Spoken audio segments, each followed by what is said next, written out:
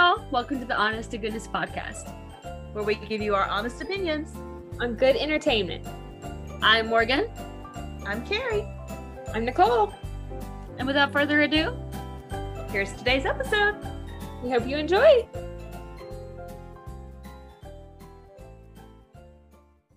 Hey y'all, welcome back to the Honest to Goodness podcast, where we give you our honest opinions on good entertainment. I'm your host, Kerri, and as always, I'm joined by my lovely co-host, Nicole.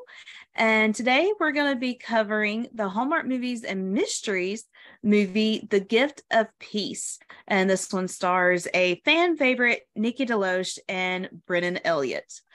And I love them both. Obviously, Nikki has done several movies with Andrew Walker, and I guess my favorite of Brennan's, like besides this one, have all been with Lacey Chabert, because he did the All of My Heart movies with her and the Crossword Mysteries with her. So yeah, it's cool to see him to act with somebody else, because he's done, I would say, the majority of them with Lacey. Yes. I also love his movie that he did a couple years ago. I can't remember what year. It might have been 2019, 2020, Christmas in Vienna with Sarah Drew. Yes, that one was really cute. That one was really cute. Yeah. This particular movie, like, I feel like this one's going to be in my top 10. I loved the faith aspect of it. Like, that blew me away. How much like Christianity and faith and stuff there was in this movie. I mean, round of applause to Hallmark on that one for that. And it is the Dayspring collection, yes. I guess, if you want to call it that. Which is awesome. Mm-hmm. And they're the company that does the greeting cards, just like Hallmark. I mean, they make other stuff too, but greeting cards. Yeah. But I feel like, because I'm a person, if I can't laugh, I don't enjoy it as much. I'm more about, I need comedy more than I need something serious person. So I love the serious aspect of this one, but I think Three Wise Men and a Baby is still going to take my number one spot. Like, I don't think anything's going to move that one out of number one for me. But I absolutely love this movie. And before we even get into it, was it my imagination, or was this the same chapel? Yes. From Vows We Have Made. Yes, it was.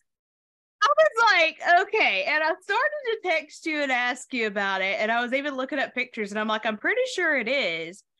Yes, it is. I was like, I'm saving this until we actually get on the podcast and are talking about it. I was going to bring that up. Yes, it is the same chapel. And I think, correct me if I'm wrong, Hallmarkies who are in the Vancouver area, I think that is filmed just outside of Vancouver in Maple Ridge. I think that's the province or town that church is in.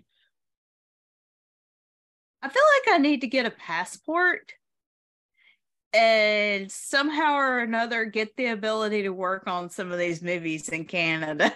Like, and we'll mention them when we get to it, or I'll mention them when we get to these certain things, but there were little bits and pieces that reminded me of SSD.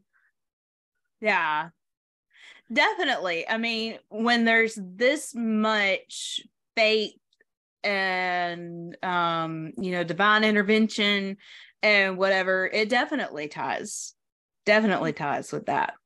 I mean, not only church, there were lines, specific lines that reminded me of things that we have heard on SSD. Right. Yeah. I agree. This was a very heartfelt movie, especially for me after the year that I've been through with, Oh, and by the way, this is going to come out after the new year. So happy new year, everybody. Happy New Year. Yeah. After the year that I just went through, let's say it that way, because this is still December as we're recording this. But after the year that I've been through, lost my mom, lost both my grandfathers, and there's various other things. So a movie like this talking about grief and loss and healing from that, and the fact that it's okay to go through that process and to not just be expected to be okay without going through the process. I really appreciated that aspect in this movie. And I know this was a favorite for Morgan as well. And I'm sorry she can't be here to help us with this recap, because I know she really loved this one as well. Although we both know she has watched 2 episodes or 2 movies from SSD, so she's not going to get a lot of the. Not she's yet. Gonna listen to this. Yeah, she's gonna listen to this episode and be like, "What are y'all talking about?" No, actually, there's one that she might recognize from the pilot, and we'll get to it when we'll talk about it when we get to it. Okay. All right. So we have Michael's opening dialogue, where he says, "Every day we pass strangers around us, exchanging smiles, friendly nods, maybe even a Merry Christmas if we're in the spirit. And as we greet that stranger, you may think to yourself, I wonder what their life is like. You might not even think about it for more than a moment, as your paths aren't likely to cross again, yet these complete strangers would find their way to one another, forming bonds that may first seem unlikely. Sometimes we discover those bonds may turn out to be the very best kind." I love a good voiceover, personally, in a movie. Like, we don't really see a lot of that in movies these days, I feel like, and I love a good voiceover. This is one thing because a lot of the movies have started out with the narration from none other than Eric as Oliver. Yep.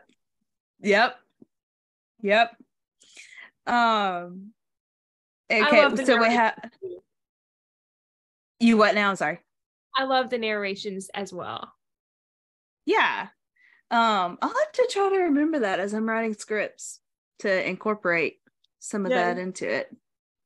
I don't think I have any I don't have any in Andrew's script. I'll have to try to keep that in mind for future. I don't think it fits in just anything. Like, it has to fit. And of course, like When Calls the Heart, a lot of those episodes, not all of them, but a lot of them would start off, especially the first episode of a season, would start off with Elizabeth writing in her journal. And, you hear that monologue. But yeah. I have to mention the flashbacks. Yeah. I love good flashbacks too. Yes. Very, very touching. Very touching. And we see Greg and Tracy playing the piano. He's trying to teach her how to play the piano a little bit and talking about her artwork. The names she was coming up with her manager / friend Joyce to describe her paintings. Silent Knot and riding in a half-horse open sleigh. I love subtle humor like that, where it's not an all-out joke, but it's just kind of, I don't know. In the flashback too, I thought it was cute how Tracy was, talking to Greg, and then she said, "Dear God, please let the love of my life come over here and help me finish this painting." In mind, one of these days when I get married and I'm wanting my husband to come help me with something, to he's sitting in the living room in his recliner watching a football game or whatever, just be like, "Dear God, please make the love of my life come over here and help me finish this."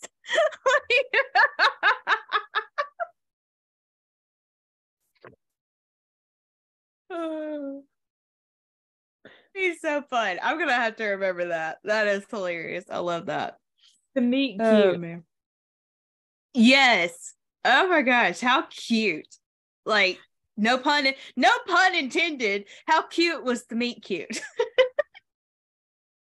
Like they go to pick up an angel from the table that was on display for the Christmas, or that was for sale. And Tracy says, you touched it 1 second before me, so technically you had dibs. So those are the rules for dibs then. I don't make the rules. I do enforce them. And, you know, Joyce is just like walking over to give them space. And she's just like smiling. Yeah. It's like, okay, you're having a moment here. I'm going to go over here and then I'm going to come back and go, what was that? Oh, yes. And the fact that he let her have the angel. That was sweet. Yeah. So sweet. Brennan, to me, just seems like a genuinely sweet, decent person. Like, there are several of these guys that I feel like it would be easy to be best friends with, and he's definitely on that list. He just seems like a genuinely good guy. We need him to come to Drama, please. Gabrielle and Sarah, if you ever watch this, please bring Brennan to Drama. Yep. And Nikki too. Yeah, for sure. Yeah. I had started to wear my Georgia Bulldogs shirt. Because when we interviewed Andrew before, he told us that I think this was before we actually started recording, but he told us that Nikki went to the same high school that Stetson Bennett did, I think. So she's a Georgia Bulldog fan. So I had started to wear my Georgia Bulldog shirt for this, but I didn't. Quite obviously, because the colors are not blue.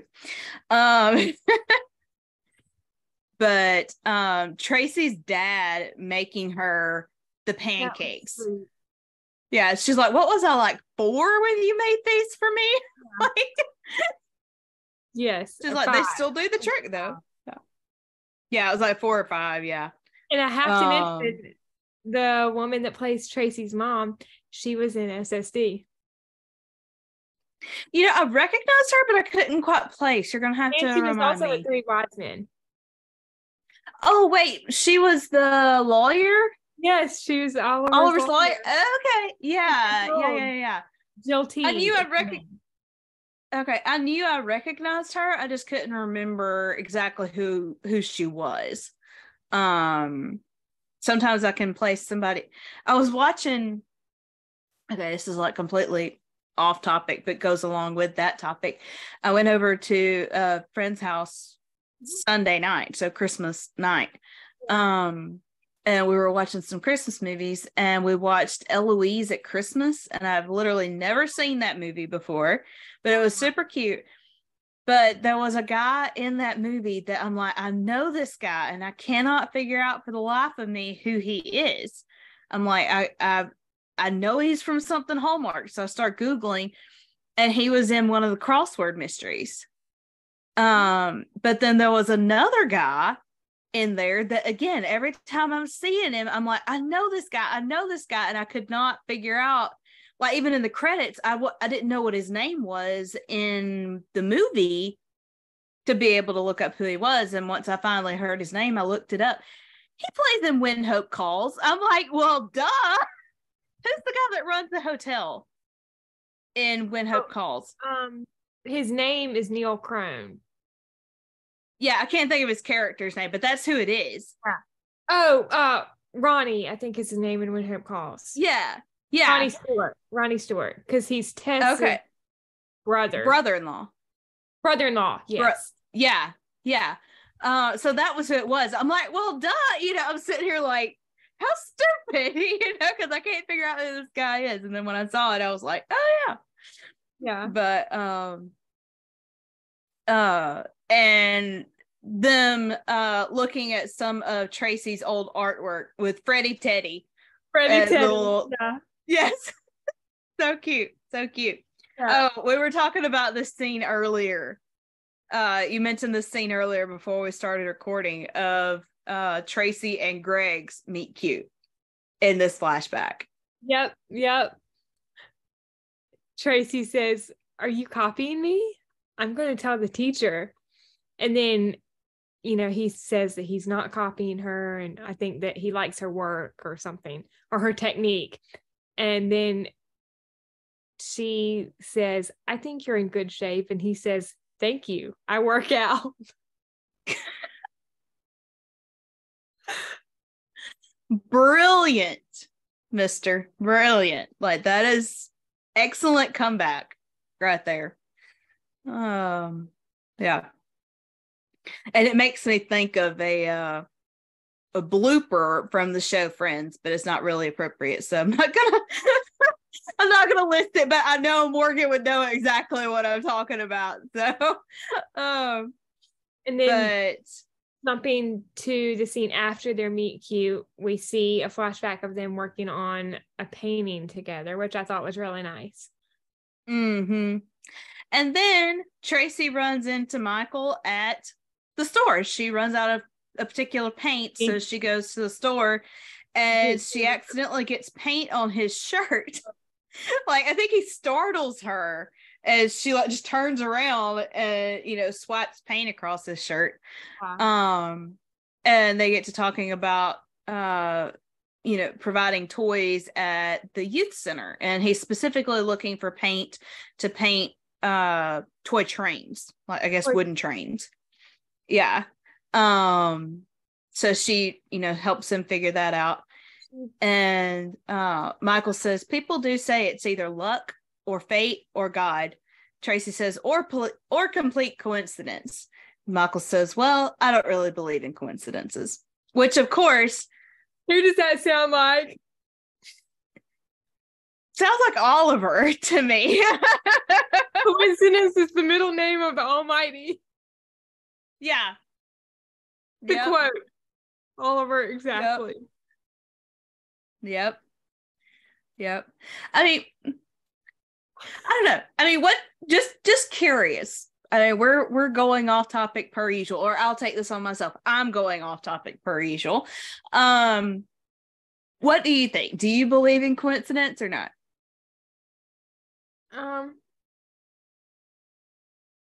No. You don't? I don't really know if I do or not, to tell you the truth. I guess there's a side of me that does, but then I guess there might be like a little part of me that does, but like 99% it's like no. Yeah, I feel like it's more of a thing of I see too much.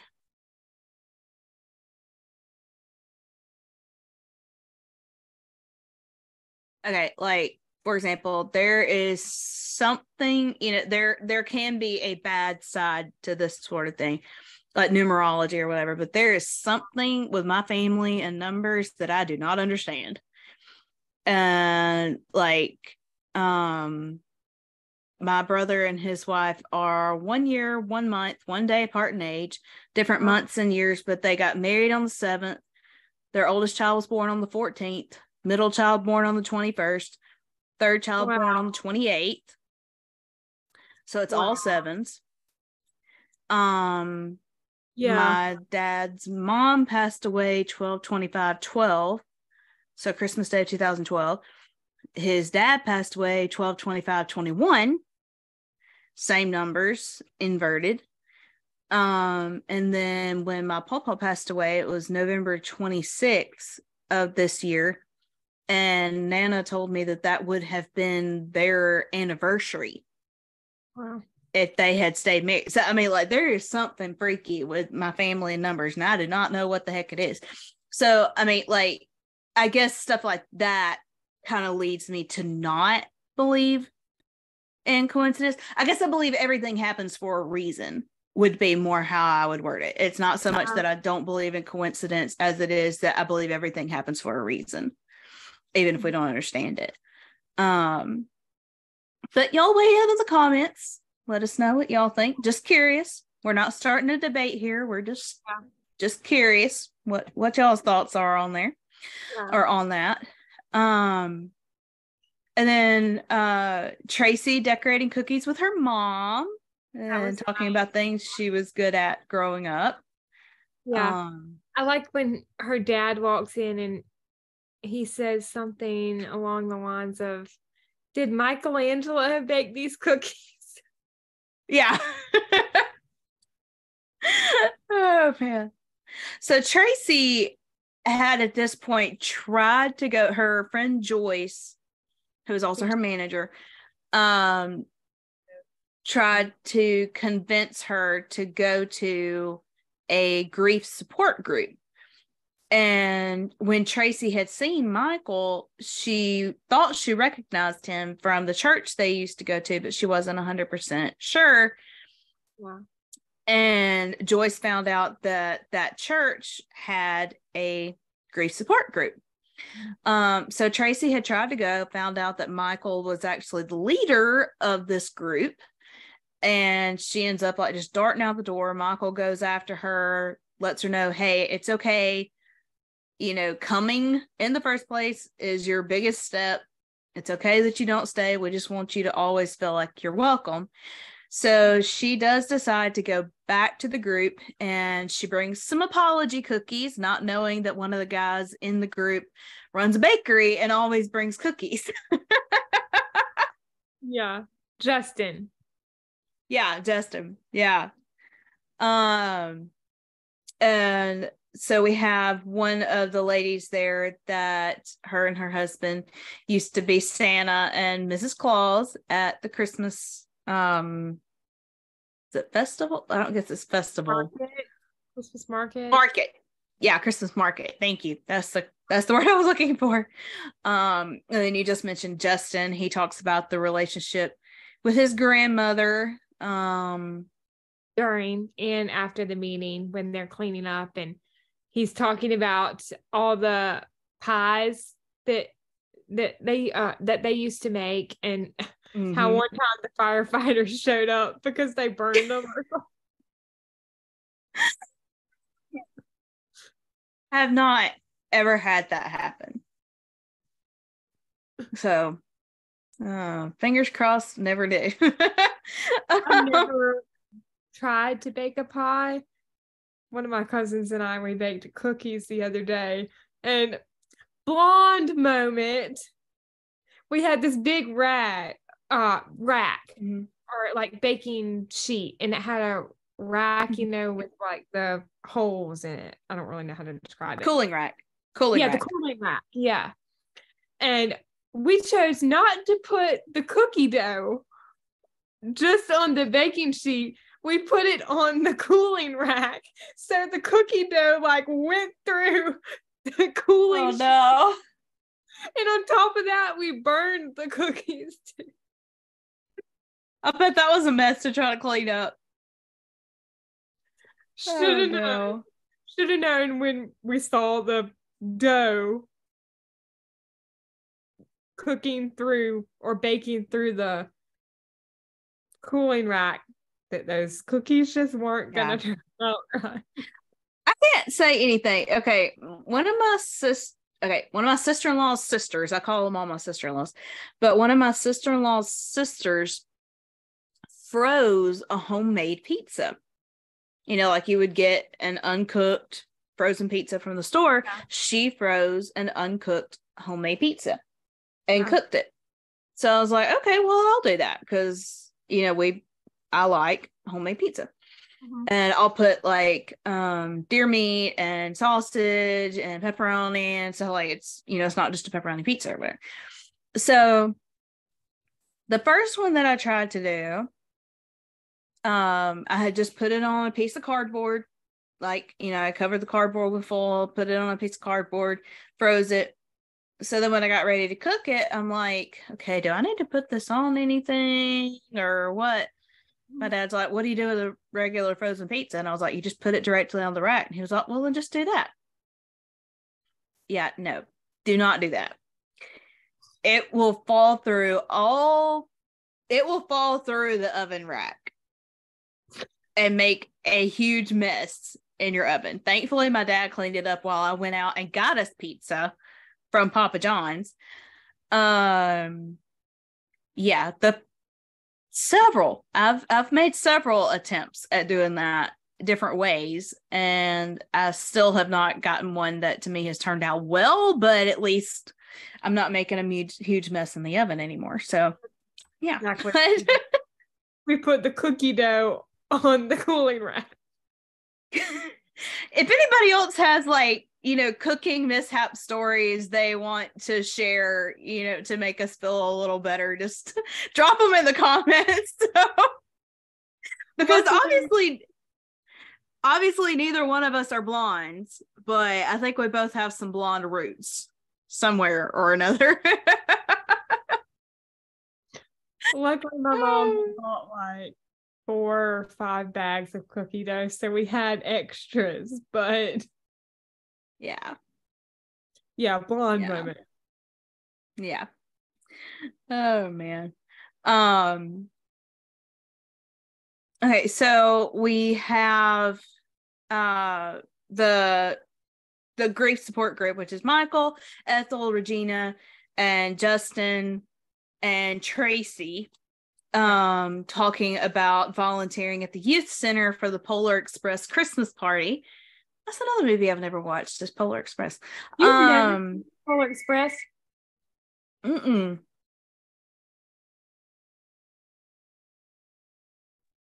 You might have to repeat that.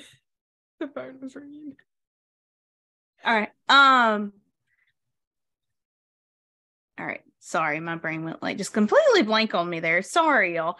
I would say that I had never seen Polar Express. Like, I know it's like one of the most common, popular, well-known Christmas movies, but I've literally never seen it. I don't even know what it's about. What? I'll get to it one of these days. We'll get to it. It's good. Listen, honey, well, we've got over 50 Hallmark Christmas movies coming out a year. Yeah. I haven't seen a lot of the classic Christmas movies in such a long time because it's now like Hallmark, Great American Family.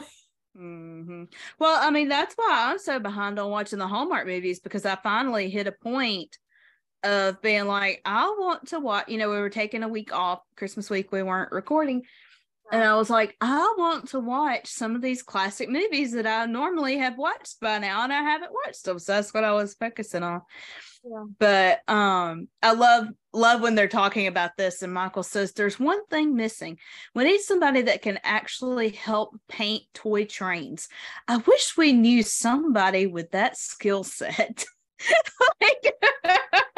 As he looks at Tracy, he's like, hint. Yeah. And of course she agrees to go. And we have the flashback of Greg and Tracy in the church with her head on his shoulder. And of course we hear several times throughout the movie the line of the best seats in the house, because they always sat like towards the front of the church. I could joke around about them not being Baptists, but I won't.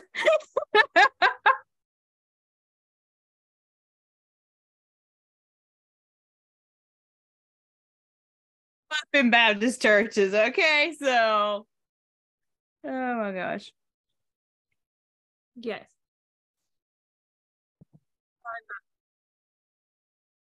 Yeah, I mean, like, personally, I sit on the front row at my church, but I'm also in the band, so it's like just the quickest, when you come off the stage to get on the front row. But, and no offense to anybody that sits in the back of the church, I'm just joking with that. But we have Tracy talking to Michael about her first impressions and volunteering, and then we have Joyce stopping by. Before we get to that, I do have to mention in that scene when she's talking to Michael in the church, she asks him if he has lost anyone, and then she kind of retracts that because she's not sure if that's the right thing to ask. Right. Kind of overstepping boundaries. Yeah. I thought that was Yeah. nice how she kind of retracted it. I mean, what do you think about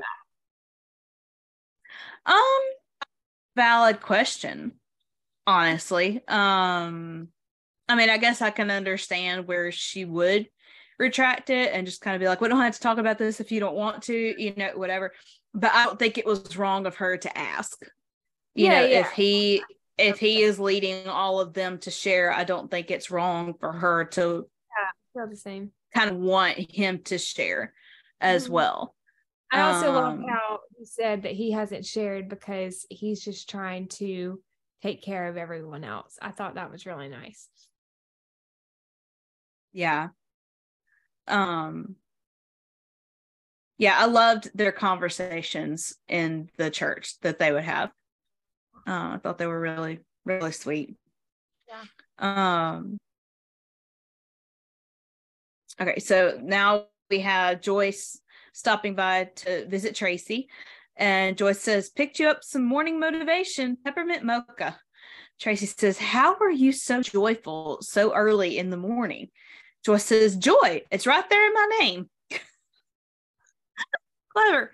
Oh, man. So Tracy talks about the first meeting with the grief group, support group, and deadline anxiety, and her theme for the gallery exhibit being Christmas. Why am I picturing Rosemary right now, like doing the hands? Like,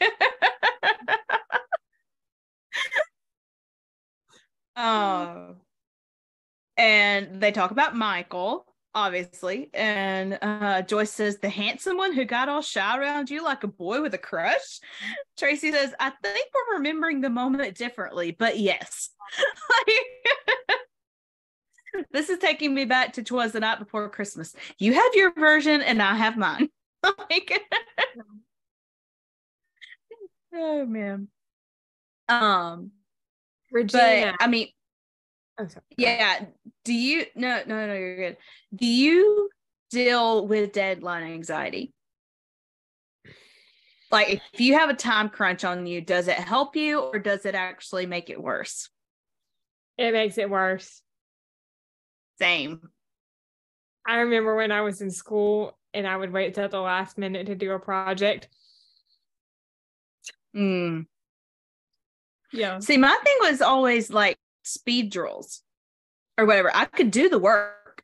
Like, we would do math speed drills. I could do the work, no problem. But if I knew I had a time constraint on me, I would literally just break down crying and I could not do the work at that particular time. Which always, knowing that, always made test taking harder. Especially when I went to take my GED, because that's, you know, I was homeschooled, so GED is like an equivalent of a high school diploma. So like going to take the GED, I'm just like, okay, you know, this is kind of an important one, you know.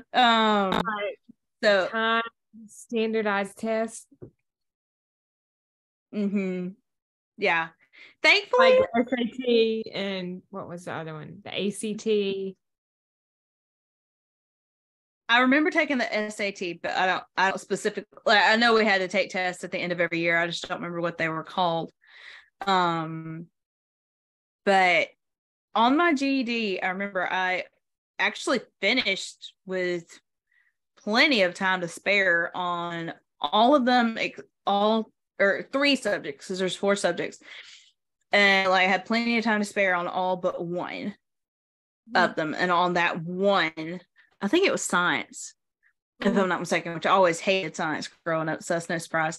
But that one took me up until like the last several minutes. I had under 10 minutes left on the test. I know. I don't remember exactly how long. But science, I was usually pretty good at, like, at least when I got to high school. And I think maybe elementary and middle school too. but like specifically on the standardized test, the writing and the math were not my strong point. I just can't do math fast. Like I can do math, I just can't do it quickly. Yeah. Yeah. Also, the pick you up some morning motivation kind of makes me think of the Dolly Parton song 9 to 5. Oh, yeah. Yeah. Pour myself a cup of ambition. Yeah. Yes. Regina singing the choir, singing "Oh Come All You Faithful," and of course, the choir director telling her that they would love to have her back, whenever she's ready. How cute were Michael and Tracy at the youth center? Yes, with the yes, him painting or her painting his nose. Yeah, and then the reindeer antlers. Yes. Oh man. I feel like Brennan's got to be a good dad. Like, yeah, I could see that. Yeah. How's his wife doing, by the way? I haven't thought about that in a while, but wasn't she struggling with cancer or something? I think so. I feel like there was a post recently, but I didn't actually open it. Like I think it was on Instagram or something, but I didn't get a chance to look at it. So I'm not sure, but I hope she's doing okay. Yeah, I hope so. I mean, we haven't heard, worse news, I guess. So that's a good thing. We have another flashback of Greg and Tracy in the hospital room.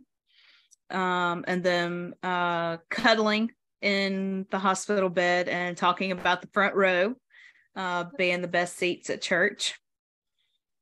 And then Tracy stops by the bakery. Yeah.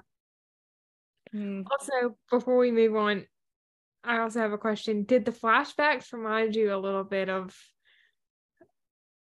When Calls the Heart season 5? Because yeah. Like Jack and Elizabeth. Yeah. Just a little bit. Yeah, I could see it. Yeah.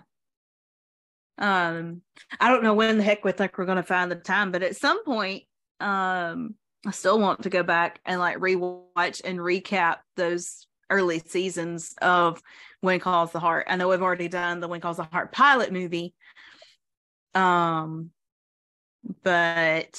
yeah, I don't know when the heck we think we're going to have the time for that, but it's something I still want to do because it's been so long since I have watched any of that. I get to talk about it with y'all.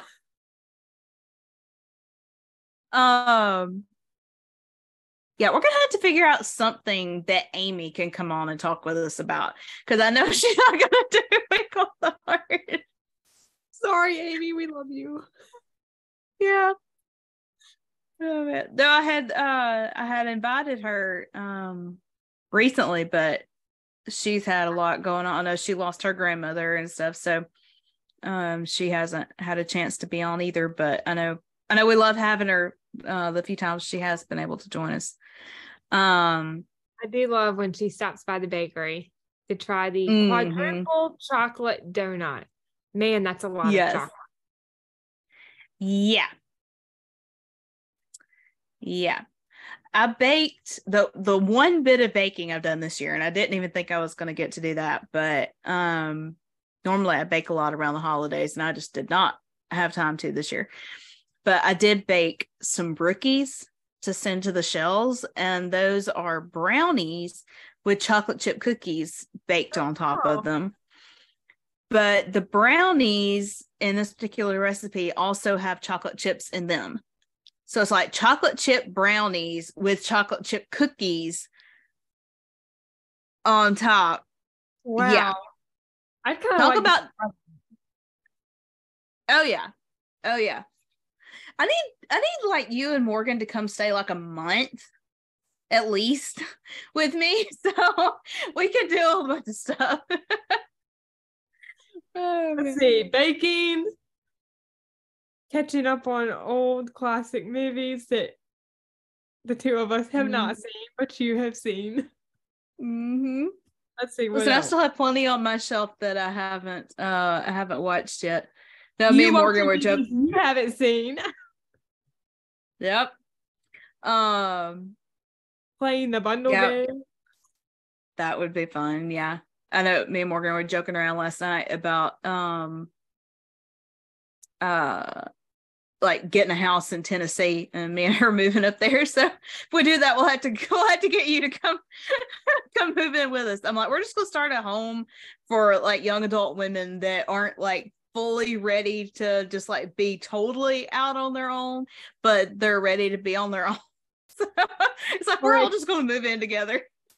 Or it could just be like a retreat kind of thing where it's like a vacation. Yeah. Oh man. Yep. I really want us to try to go to Rama Jama together this year. That would be super fun. So close to where we are. Yeah, hopefully. All right. So we have Michael and Tracy talking in the church again. And the flashback of Greg and Tracy. And Michael says, God answers prayers sometimes in ways we don't expect. All you need is to have faith the size of a mustard seed. I love when he told her that, because she commented that she didn't really feel like basically she wanted to be there for him, but she didn't really have any faith, like much faith left. And he's like, well, that's okay, because God said all we need is faith the size of a mustard seed. It's like, it doesn't matter how big your faith is, as long as it's pure faith, pure and true all faith. You need is a little. Where have we heard that before? Yeah. That's the other one. That's the other big one. That's the other big one. The other big one is what I'm talking about. Mm-hmm. It only takes a little. Yeah. Well, and I don't know why, but what comes to my mind, and I don't know exactly like where in the series the quote that you just used is from, but the image that comes to my mind when I think of that, like just kind of the show overall, when I think of that and when I think of Signed, Sealed, Delivered, I'm picturing, and I do not remember the name of the episode or the movie, but when Oliver and his dad had gone on the camping trip, and when Oliver and Shane are sitting in the chapel after that, and just, the fact that she had prayed for him at that point. And so that's the image that comes in my head, just kind of overall of the series of the line where it was mentioned was 1 in a million. And of course, this is the one that everyone, or all of the postables, sometimes like to call it the bad date movie, the disastrous date. Because they talk about the rose and how, like, the rose cutting and how it didn't bloom. And at the end, Oliver asks her on the date finally, and they're talking about how I think Oliver says something like,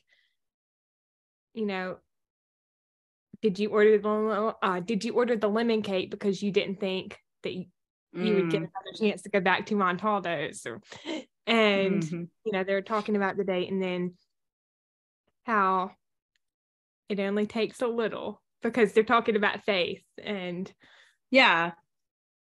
then I could see the image that you thought of I guess just like I guess I just like thinking of Shane and her faith, and like just kind of her developing in her faith, I guess is where that image comes from in my mind. In the cafe. But it was mentioned in 1 in a million. So.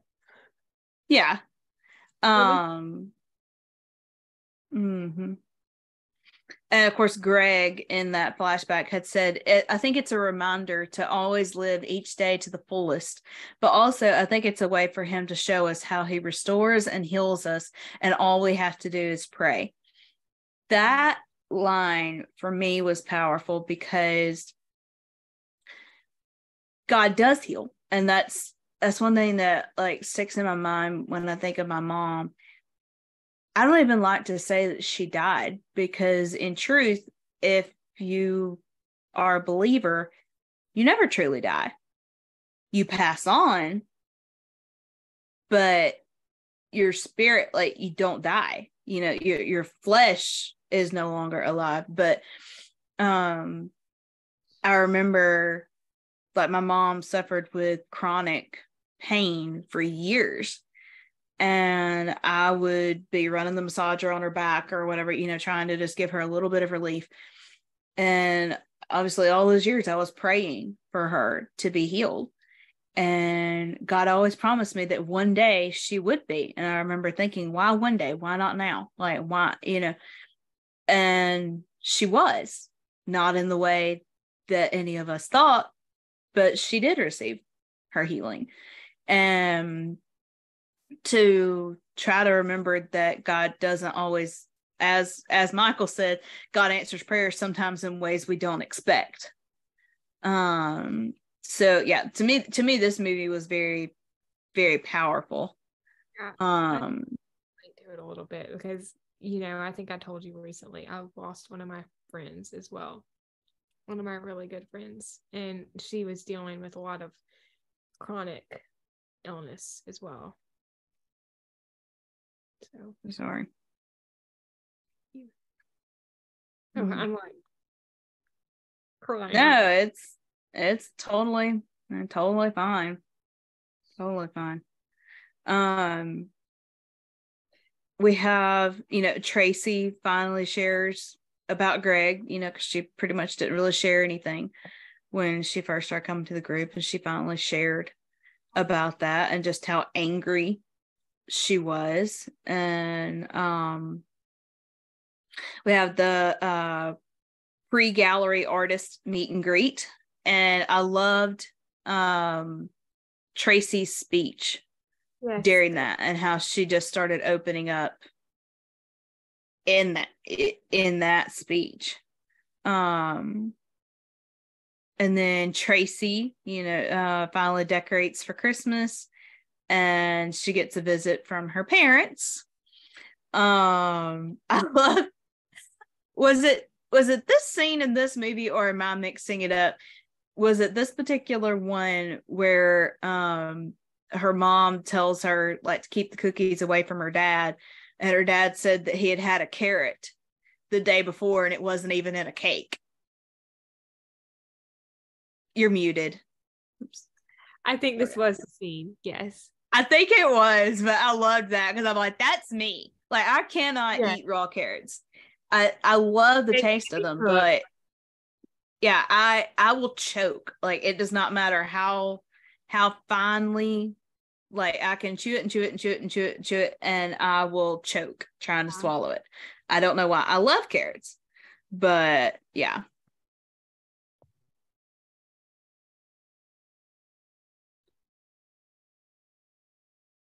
That early morning hike that Michael took them on. Yes, 5 o'clock in the morning.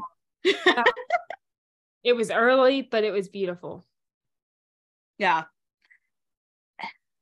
I would say I would be the rest of the group in the back asleep, but I don't know. I'm pretty used to getting up and getting on the road at like 3 and 4 o'clock in the morning when I go on long trips. So I can't say anything. The only time I get up that early is on my mission trip.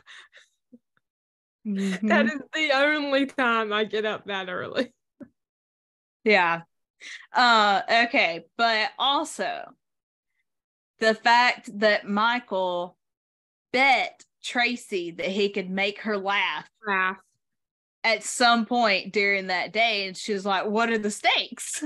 And like, I don't think he necessarily meant he would actually bet her. I think he was just like, oh, I bet you I could. And she's like, what are the stakes? And he's like, ooh. Like, yeah. And I think he told her that the stakes were that the loser had to buy the other one a dozen treats of their choice from Justin's bakery. Yeah. But yes, that sunrise and the gazebo And was Michael, beautiful. that is the spot where he feels closest to God, which I loved. And Regina finally opens up about her mom. Yep. And then Michael tricks Tracy into laughing, talking about yes. It's like, can you carry me down the mountain? Yeah, and she starts laughing, and then he calls her on it. But instead of having her buy him the treats, he asks her to be his partner for the gift wrapping contest. She's like a date? And he was like, yeah, or not. Like, pretty much if you want to call this a date, we can. If not, I'm cool with that. But, he just wants her there. And then Tracy having dinner with her parents and talking about Michael and how Greg would want her to be happy. I think weird thing, and it hits everybody differently. But like personally, I don't know. Like, obviously, I've never been in that particular position. I can't imagine being 2 years past losing someone and not being ready to move on. Like, for myself, I'm not saying it's wrong for somebody to feel that way, but like, I wouldn't want my whole life to shut down. Like with losing my mom, I never wanted my whole life to shut down simply because she wasn't here, and she wouldn't want that. But I know darn well that if roles were reversed and she had lost me, there's no way she would be handling it and moving on in the way that I've been able to. So, I mean, everybody, this is a terrible comparison. I'm not saying people are animals, but the best way I know to compare it is, you have somebody that loses a pet, and some people will never get another one because either they don't feel like they can love another one the way they've loved this one pet they've had so long, or they can't go through that pain of losing another one, or whatever. Other people will go out the next day and get one because they need that in their lives. And I don't think either one is wrong. Mm-hmm. So as far as like, her position of kind of feeling uncomfortable with moving on, and just like she's being unfaithful to Greg, that in my mind, like, again, I'm not criticizing anybody. I'm just saying in my mind, it doesn't make sense because this person is no longer there.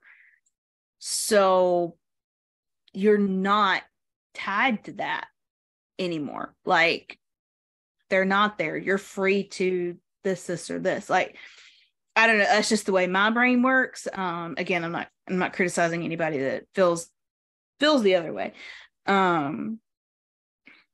But on a little happier note, Tracy does show up for the gift wrapping contest, and they are announced the winners. They win a ski trip to Murray's Lodge, I think is what the prize was. Mm-hmm. And what was it he said? Don't worry, if we win, we'll go as friends. I think something like that. Yeah, which was so sweet.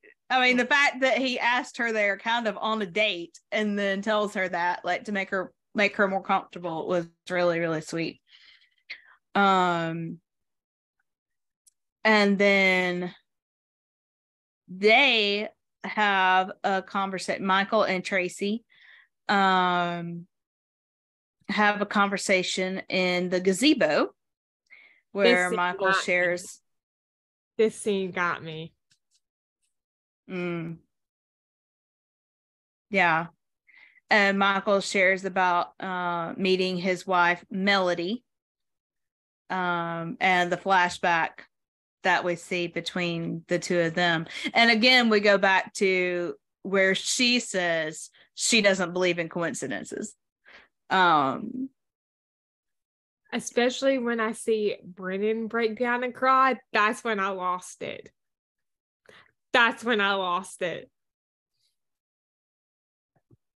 Yeah. Well, I mean,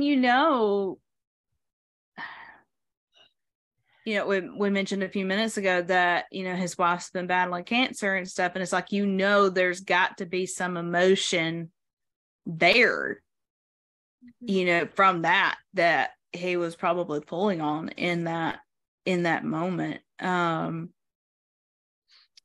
And they end up at Tracy's apartment and, talk about her and Greg painting together and them playing the piano together and her fixing the gazebo ornament that Melody had gotten for him that last Christmas. Okay. Yeah. Curious question here. Like, out of all the movies you've watched, just kind of knowing movies in general, when he started playing the piano, did you half expect that to be a breaking moment for her, of her like stopping him and wanting him to leave? Like, no, I can't do this moment. I didn't even think about that at all. That didn't even cross my mind. See, I was impressed they didn't do that, because I was afraid they were going to. I was afraid that was going to be kind of a setback moment for her and I can't do this. I could see where you would think that, but yeah, that didn't even cross my mind. Yeah, I mean, I was impressed they didn't, but that kind of, came to my mind. I was too busy crying through almost this entire movie. I'm not even joking. This movie, I mean, not in a bad no. But this movie made me cry more than any other Hallmark Christmas movie this year. Mm-hmm. Not gonna lie. Yeah. We see Tracy praying for the first time in a while. Yeah, just to see her kind of reaching a point where she doesn't know where else to turn to for what she needs, and kind of being willing to, that kind of shows she's willing to let go of some of the anger that she has felt towards God, and just kind of move on with that. Yeah. That's another thing that reminds me of Shane, and specifically Lost Without You, because she was angry too. Mm-hmm. She was angry at God for her father leaving, specifically. Mm-hmm. Yep. At Christmas. Mm-hmm. That's what I was just thinking of. Oliver and I can't think of what the angel's name was for this particular. What? Jordan, yeah. And their conversation in the chapel is kind of going through my head right now, because I mean, Oliver was dealing with some unresolved. Yeah. Mm-hmm. Mm-hmm. I love when Oliver's like, "You're not from the post office." That scene. Yes. Scene. I could go on and on about that scene. That is one of the best, as far as like not a favorite relationship moment, but just like an overall scene in the series. I would say that that's a top. That scene. He was literally touched by an angel. Mm-hmm. Yep. Hallmarkies, if you ever watched that show, Touched by an Angel, written by or executive produced by Martha Williams. Mm-hmm. Yeah. Yep. That's where I got that from. Although I've seen the first episode, so I can't say that I've never seen Touched by an Angel. I have started watching it, but I've only gotten through the first episode so far, and it's really good. I remember watching it when I was like really little, when we still had TV service, but it has been so long ago. I don't remember anything from it. I just remember that I've watched it. Yeah. I enjoyed the first episode. I just need to finish. Yeah. We had the flashback of Greg and Tracy dancing, and I love how he basically tells her, we don't know how much time we have left, so we need to always treat each moment as if it could be our last. I think that's one reason that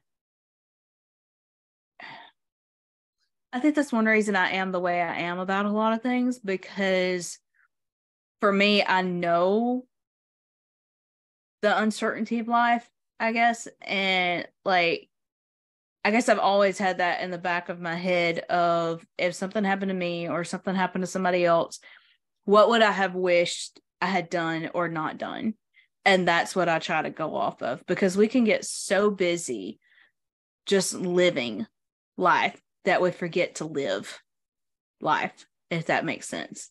Yeah. And so that for me is a lot of what drives me to make the decisions that I do. And there are times that you do have to put certain things first, but I would much rather regret not having spent enough time on, I guess, more serious thing, like, work or, whatever, than to regret not having been there for somebody when they needed me, or, whatever. Yeah, that, gosh, I'm gonna start crying again. I'm gonna try not to, but that's one thing, like with my friend that just passed away, like I kind of feel guilty because, I would check in with her every day because, she had a lot of health issues, and I just wanted to make sure that she was doing okay. A couple days or a couple weeks before she died, like I was kind of slacking on that, and I kind of feel guilty for that. No, I mean, I expound on that too much, but it's hard. Yeah. No, I mean, I have to, like, my last interaction with my mom was not really that happy. And I have to not, like, it doesn't really bother me now. Right at first it did, but I had to come to a point of being okay with that, because I was like, you know what? She knew I loved her, and I knew she loved me. And she was not in her right mind at that particular time. But I mean, if it's easy to let stuff like that eat at you. So I mean, I 100% get it. But the flashback I was going to mention a few minutes ago of Greg and Tracy dancing, that was one of my favorite flashbacks that we saw of them. Mm-hmm. Yeah, that was really, really sweet. Then we have Tracy in the elf costume. That was cute. visiting Ethel and convincing her to dress up as Mrs. Claus. Yep. And Justin's dad stopping by the bakery and apologizing. And Tracy inviting Regina out to eat, and just so happened to be open mic night, and she had reserved the first spot. So yeah. So Tracy was being everybody's little Christmas angel. Beautiful voice. Yes, she did. She really did. And then we have the second conversation at the gazebo with Tracy making sure that Michael is okay. Okay. I will have to say, here is a production thing that I do not understand in this scene. Sorry. But why was she wearing a dress to a place that you had to hike up to? I don't know. Like, that does not make sense. Was pretty. Her dress was pretty, but like, who wears a dress to go hike somewhere? And obviously, it's not as much of a hike as people think it's gonna be, but still, like that particular thing, like, just when I saw her, I'm like, what? Like, who made that call? who made the wardrobe call for this thing? Did not make any sense to me. But I love the fact that Tracy told Michael that this time was about him and Melody, that she was there for him and his loss and his wife, to support him in that. I thought that was really, really sweet. But they talk about Melody, and Michael talks about how grateful he is for that time. And of course, Tracy resting her head on his shoulder, just so sweet. I love like just small gestures. Yes. Like that, like hand holding, or the head on the shoulder. That was really... Yeah. Then we see the group meeting again. Regina puts the star on the tree. Tracy shows up and invites them all to her gallery exhibit and asks to lead the prayer. I will say I got roped into leading the prayer I spent the Christmas morning with my mom's side of the family, all my cousins on that side of the family, and they were trying to get one of my cousins to say the blessing over the food, and they didn't want to do it, so that cousin volunteers another cousin who doesn't want to do it, and one of them finally looked at me and was like, would you do this so they'll stop arguing? I'm like, sure, why not? And then somebody gave me a hug after I did it and was like, thank you. Like, you're welcome. I love her line when she said, I learned from the best, as she looks at Michael. Yep. And we see Tracy's gallery exhibit, which she has decided to call Hearts of Healing. And that painting was beautiful. Like, I really wish we had gotten a better look at that painting. Like, we didn't really get to focus on the painting like I would have liked in that scene, but it was really, really beautiful. Yeah. And then we have the Christmas Eve service with the balloons. I had to, like, it was beautiful, but I have to admit, all that was going through my mind was they are going to get some backlash from people over this, because, people go up in arms over, don't release balloons. They're going to, like, oh man, people go nuts over that. That didn't even cross my mind. I thought the balloons were beautiful. They were. Yeah. They were. I 100% agree. But like I said, all that was going through my mind was, oh boy, just waiting on people to start with, you should never do that. Blah, blah, blah. Especially in my mind, knowing, they did this more than once. So there was a lot more balloons than what we saw. They probably did, yes. If I were to guess. Yeah. I mean, you do a scene more than once. You're going to do it at least twice, just to make sure, like, if something went wrong with one of the cameras that you didn't catch, or, whatever. It's going to get done at least twice every time. And then Regina starts singing and leads everyone in Silent Night, which is my favorite Christmas song. That's one of all time. Oh Holy Night is my number one, but Silent Night is up there too. Silent Night, like, I get goosebumps every time I hear it. I mean, I don't know why that song affects me the way that it does, but it really, really does. Go ahead. Can we just talk about that interaction between Michael and Tracy to end the movie? They talk about them wanting to learn how to paint, and then moving forward as slow as they need to. The hand kiss. I loved that they did that to end the movie. Yes. Probably there is always a actual kiss. Mm-hmm. Mm-hmm. I love that they did that. I loved it too, because that's something that like, it doesn't bother me to see actors kissing each other. That does not bother me. But I do have a high respect for the people that refuse to do that. Like our leading man in Mayberry Man, Brett Varvel, he refuses to kiss any of his leading ladies. Now, he might like kiss them on the cheek or, you know, something like that, but to actually kiss one of his leading ladies, he will not do that. And you know, people are like, how do you, you know, you've got to have a kiss in a movie. I'm like, there are ways. There are ways. I have seen movies very well done that I've gotten all the way through it, and then it kind of dawned on me they never kissed. Like, you know, they did the movie so well that I didn't miss there being a kiss at the end of it like that. And this was one of those movies that I was like, that was good. That was good.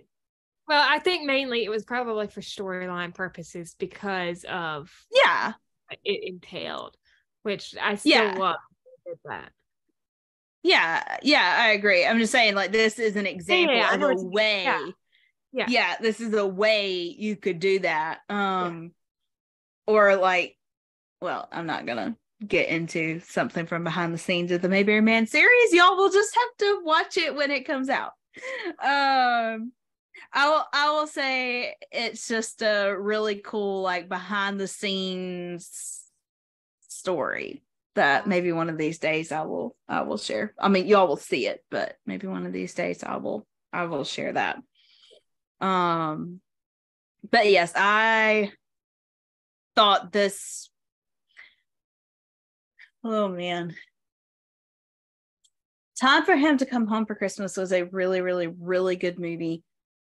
But I feel like on a heartfelt faith level, this one is tops for the like Miracles of Christmas movie this year. I think 5 More Minutes definitely took it last year. And I have not watched this year's 5 More Minutes sequel yet, but I feel like The Gift of Peace is probably going to take tops for the Miracles of Christmas. It's good. The Gift of Peace for me. So I combined my top 10. So I combined Hallmark Channel and Hallmark Movies and Mysteries. Because considering that there were less Miracles of Christmas movies than there were Countdown to Christmas movies, I just figured, actually, I think there were less than 10 Miracles of Christmas movies. So that wouldn't even have worked for a top 10. So I just decided to combine them. But The Gift of Peace has ranked at number 1, and it will stay there for 2022 Christmas movies. Yeah. It's definitely up there. Like I said, for me, like, I tend to prefer comedy. So now my mom would have absolutely loved this movie. My mom is the only person I ever knew who could get a 30-minute sermon out of Rescue from Gilligan's Island. Like, the woman could talk 30 minutes on the word therefore. Like, yeah. So I mean, she was very deep, theological minded person. I'm more like, I'm a deep person, but not quite on that same level. I need to laugh. And I mean, there were some funny moments in this, but I would say 3 Wise Men and a Baby is still probably going to take tops for me. But this one is definitely going to be in my top 10. Like, no question, this one's going to be in my top 10. Yeah. So I would say 10 out of 10 ranking for me. Oh, yeah. Yeah. There were a couple of production things in this one that didn't make, like, weren't quite, you know, I'm a snob. I can't help myself. I'm sorry. Okay. I'm not trying to be mean when I point this stuff out. This is just how my brain works. But I guess comes in handy considering the fact I want to work on film sets and I've never been to school for it. So I guess it works out well. But yeah, I would still give it a 10 out of 10, even with the slight production things that I saw that to me could have been a little better, but I would definitely still give it a 10 out of 10. This one was really, really good. And of course, I think we said this at the beginning that Nikki and Brennan are both, fan favorites. Yeah. So they have and I'm great chemistry. I would love to see them work together Yeah. again. Actually, I kind of would like to see another movie with the two of them, like a sequel to this. Yeah. I want to see them go on that ski trip. Yes. Yes. Ski trip. I want to go see them go on this ski trip. Yes. We're going to get Nikki to come on here and I'll pitch that to her. I've already written a script for Andrew. I'll tell Nikki I can get started on one for her too. Oh my gosh. But anyway, wow. Anything else you want to say about this one, Nicole? Oh, just such a good movie. Such a beautiful movie. Yeah, really was. Yeah. Sorry Morgan couldn't be here to cover this one with us. I know she really wanted to do this one, but she's kind of having a hectic week. It's a week after Christmas while we're recording this, and she's kind of having a hectic week this week, so she told us to just go ahead. But we miss you, Morgan. We love you, and thank you guys for listening. Let us know what you think of this movie in the comments below, and maybe let us know what your top 10 are. I'm sure we'll have more episodes coming out covering some Christmas movies. What do you think? Okay, I don't think this is even a contest. I would say our next thing that we're looking forward to the most is the new Wedding Bell trilogy. Yes, we need to finish reviewing the other two in the first round of movies. Yeah. Actually, we need to finish the Christmas movies so we can finish the Wedding Bell, the original Wedding Bell trilogy, so we can pick up with the second Wedding Bell trilogy. And yeah, we're way behind. Yeah, because the Wedding Bell 4 is next weekend. Oh, geez, Louise. We're going to stay behind, y'all. Like, there is no questioning this. We're going to stay behind. Oh, my gosh. Well, I mean, there's no way to keep up with it. Unless we just hold off on the Christmas unless we just hold off on a few Christmas movies. I don't think we're gonna have too many more that we're gonna cover probably until we'll probably only have 2 or 3 more individual movies that we'll cover. Well, besides the other one that we already have planned to do. I mean, so okay, we'll say 3 or 4 more individual probably that we'll cover, and then we'll probably do a couple of honorable mentions episodes, 1 or 2 of those, and talk about our top 10 or whatever. That one's gonna be really fun, but we'll get it figured out. Y'all know, hey, we're doing better than we normally are. But we love you guys. Thanks for listening, and we'll be back soon. Stay tuned for more Christmas movie recaps, and we'll talk to you guys later. Bye.